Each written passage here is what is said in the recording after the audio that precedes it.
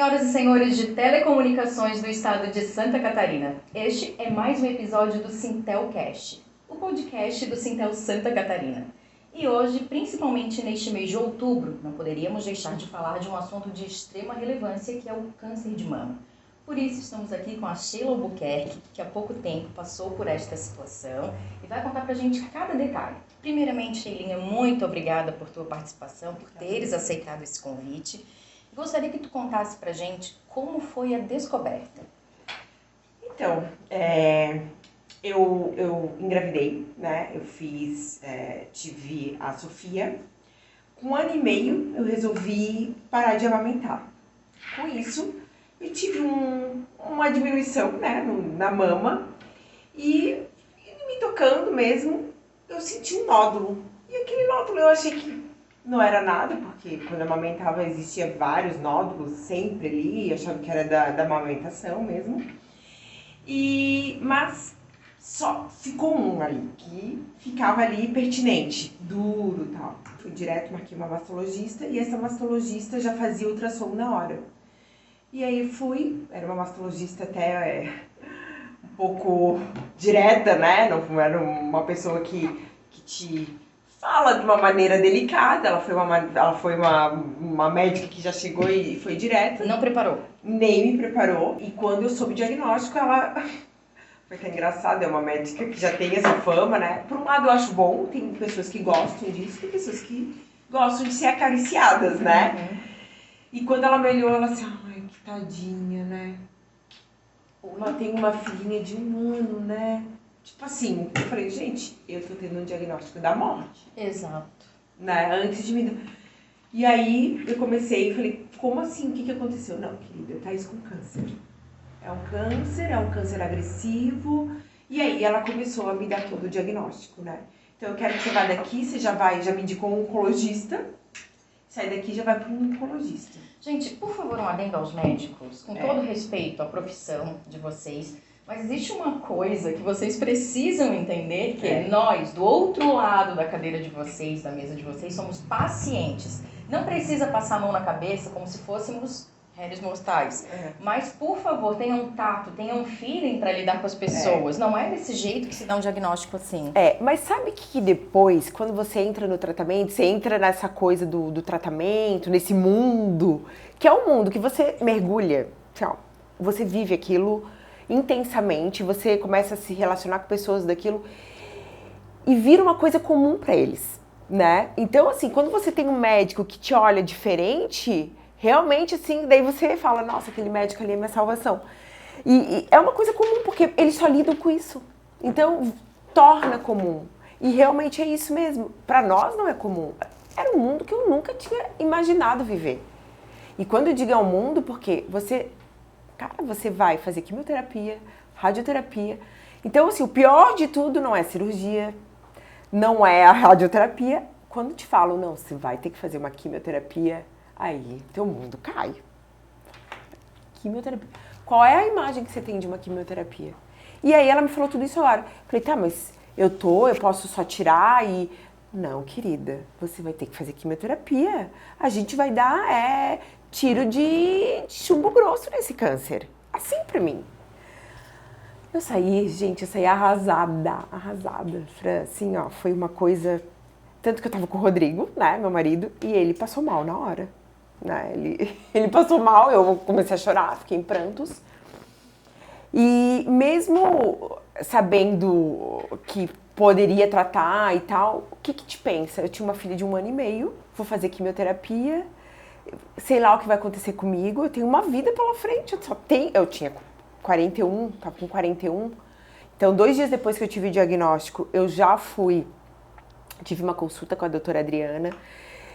E aí, quando eu fui na minha médica, né, que me acompanha até hoje, aí eu tive uma visão totalmente diferente do que é o câncer, né? E aí, até se tiver médicos olhando, essa mulher é um exemplo. Por quê? Ela chegou e falou, agora ela pegou uma folha desse tamanho e começou a desenhar. Desenhar mesmo, porque ali... Tava eu e o Rodrigo, a gente não sabia o que a gente ia enfrentar, o que a gente ia passar. E começou a desenhar. Ó, é isso, existem 3 tipos de câncer, aconteceu isso, o teu nódulo é aqui. A minha cirurgia, provavelmente, que eu vou fazer é essa, eu vou tirar teu nódulo, vai ser um quadrante, eu não tirei a mama toda. Mas depois disso aqui, você vai ter que fazer uma quimioterapia, provavelmente você vai fazer 12 sessões de quimioterapia, você vai usar essa aqui, mas a gente vai ter que fazer, depois da cirurgia, você vai ter mais um outro diagnóstico, e aí depois da cirurgia que realmente a gente vê qual tratamento. Potencialmente você vai fazer esse tratamento. Então, primeiro a cirurgia. Eu fiz depois primeiro a o início. cirurgia. Por quê? Os nódulos abaixo de 2 centímetros, você tira antes, para ver o que está acontecendo, e depois você faz. Se for maior, é quimioterapia primeiro, para diminuir esse nódulo, né? E daí, sim, depois fazer uma cirurgia, porque quanto mais poder preservar a tua mama ou tudo, melhor é. Por isso que, então, quando o nódulo é um pouco grande, eles preferem fazer uma quimioterapia para matar, até porque na própria cirurgia, acredito que deve vazar células cancerígenas, alguma coisa. Então, quando ele tá grande, já é meio, né, tem uma probabilidade de vazar alguma coisa. Então, eles preferem ir lá matar esse câncer antes, matar esse nódulo, né, as células cancerígenas e depois fazer. Então, quando ele tá menorzinho, é mais fácil tirar e não acontecer isso, entendeu? Então, como eu tive um câncer que era agressivo, eu tive que fazer quimioterapia. Geralmente, se for um câncer, por exemplo, luminol, que é um câncer mais tranquilo, né? Nunca vai ser tranquilo. Se é pequenininho, eles acabam não fazendo a químio, mas a minha como era, e eu sou jovem, né? Eu tive que fazer a quimioterapia depois.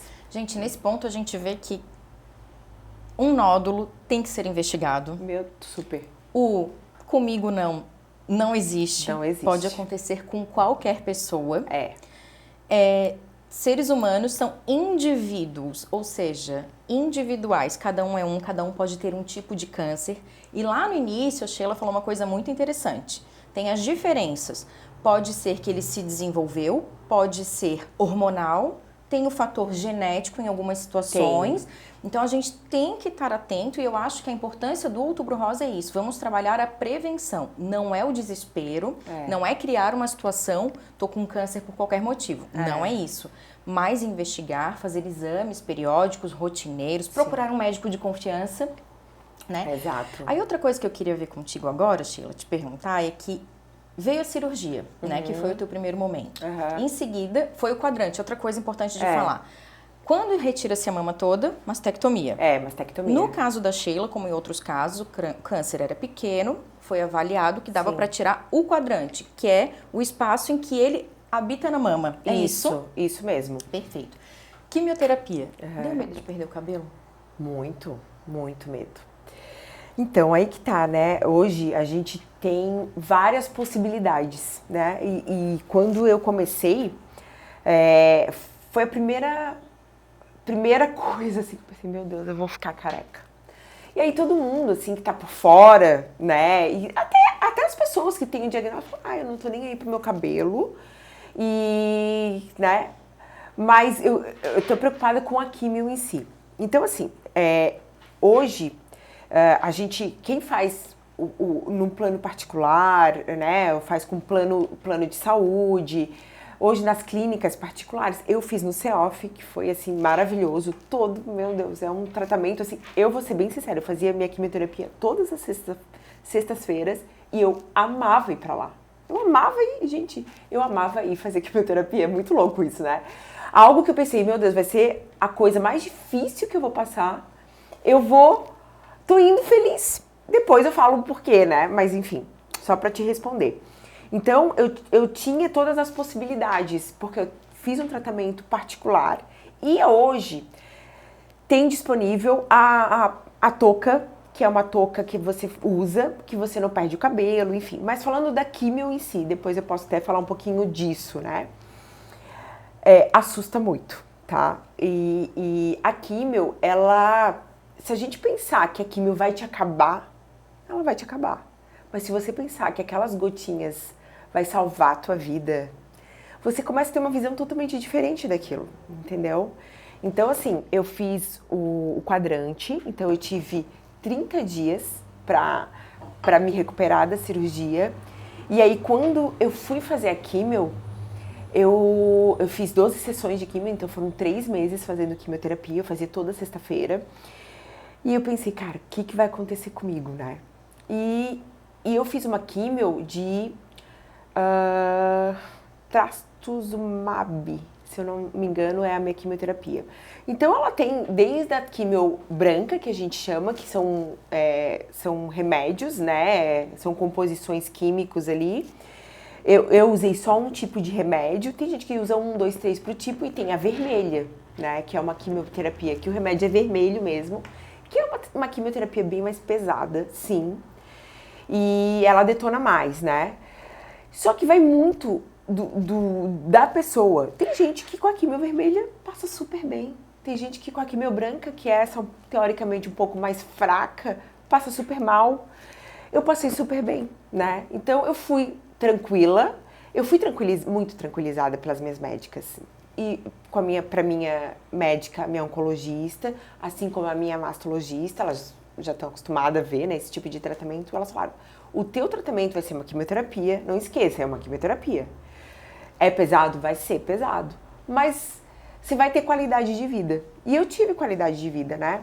Então, claro que quando você vai para um tratamento no CEPOM, um tratamento público, tudo é mais demorado. Mas também hoje dá para ter um tratamento tranquilo, entendeu? Então a quimio, ela é o pior do tratamento. Ela vai detonar muita coisa em você. Uma coisa muito importante que eu fiz, e assim, vários colegas minhas, né, praticamente todas fizeram, uma ou outra que não fez, é um tratamento que o Nosso Lar, que é um centro espírita, ele tá localizado em Forquilinhas, em São José.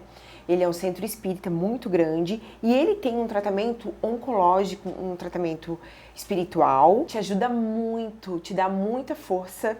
Então, assim, eu dou essa dica, eles atendem, acho que toda segunda-feira, e eles te direcionam para esse tratamento, para quem tá fazendo. Eu acho que ninguém vai se arrepender de fazer esse tratamento. Hoje eu tô num grupo que é o grupo das mulheres que fazem tratamento no CEOF. Hoje a gente é mais de 40 mulheres dentro do nosso grupo. E a gente tá lá, uma ajuda a outra, várias dicas e de o que faz com o cabelo, quando começa a cair, o que faz careca, ou quem vai usar a touca, que eu usei a touca. Enfim, então, sabe, a gente se une mesmo e faz vários encontros. Hoje todas saem, bebem o seu vinho, bebem uma cerveja, bebem uma caipirinha, sabe? Todo mundo que já fez o tratamento. Muitas ainda estão em tratamento, não estão mais fazendo químio, né? Mas estão em tratamento, têm metástase, fazem tratamento há 10 anos e têm qualidade total de vida. Então, assim, é uma doença muito perigosa, é uma doença muito pesada de tratar, mas quanto mais tratada com antecedência, você leva uma vida normal, né? Dentro de uma normalidade. E depois que você faz o tratamento pesado e tal, você volta a ter uma vida normal, né? E, enfim, então, eu fiz a químio, depois eu fiz a rádio, depois de um mês eu fiz a rádio, fiz também. A rádio foi muito tranquila pra mim. E depois eu continuei o meu tratamento com essa vacina pro tipo de câncer que eu tive. Então eu tive que fazer 1 ano ainda de tratamento, né? A touca. Explica pra gente como é que ela funciona. Que touca é essa? Tá. Tem alguns tratamentos que são mais pesados, ou algum tipo de câncer, por exemplo, câncer, eu acredito que câncer, leucemia, alguns cânceres, não pode fazer, porque como é uma touca que congela o couro cabeludo, ela congela mesmo. Ela congela, é menos 20 graus, tá? Então, assim... Durante quanto tempo?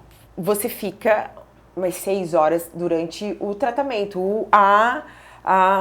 Durante a químio, quando você vai fazer a químio, você tem que usar. 6 horas com o couro cabeludo congelado. Congelando, né? Mas assim, o pior de tudo, eu pensava, cara, o pior de tudo vai ser a touca, pra mim.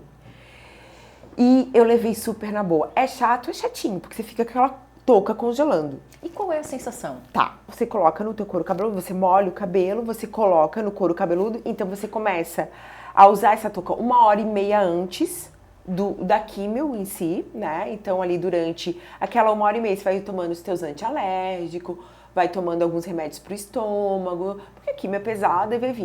Então, você fica 1h30 já antes de vir a químio, né? Ou a químio mesmo, para congelar todos os teus folículos, né? Capilares. Então, congela esses folículos e o remédio não entra ali, né? Cai muito cabelo.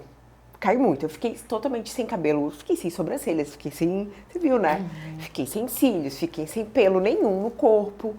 E meu cabelo ficou muito ralo agora que tá voltando. Mas quem olhava nem imaginava que eu fazia quimioterapia. Eu lembro disso, é verdade. Né? Conservou muito? Conservou muito e caiu muito depois, porque eu também terminei a quimio e deveria ter continuado ainda mais um tempinho o mesmo tratamento que eu tava, que era lavar menos e tal. E eu já... Então, assim, né, eu até sugiro aí para as pessoas que vão passar por um tratamento, que vão fazer, continua mais 1 mês, 2, tratando, porque ainda tem bastante queda.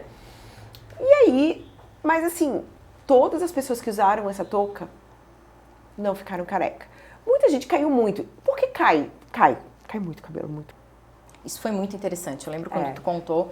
Eu não sabia que existia. Eu acho que muita gente não sabe. Não sabe. Né? Talvez por não ter chegado ainda ao Sistema Único de Saúde, né? À saúde pública. Isso. Fique uma coisa mais desconhecida, né? Isso. Não ao alcance do conhecimento de todos. Depois da rádio, como foi o prognóstico? E existe já um diagnóstico decisivo? Não.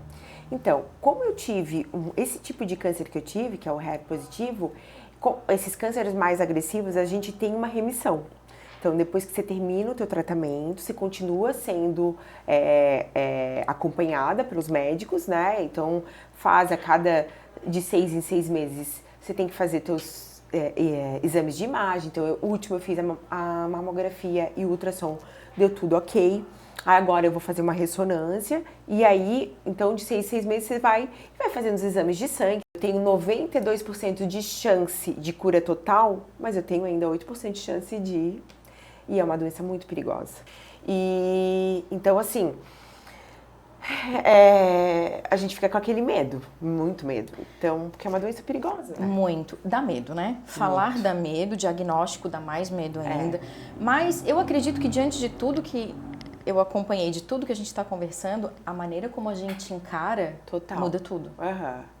E eu fazia questão, claro, eu tive meus momentos muito difíceis, porque quando você se olha no espelho, e assim, até hoje, eu lembro assim, cara, eu fiz quimioterapia, eu passei por isso.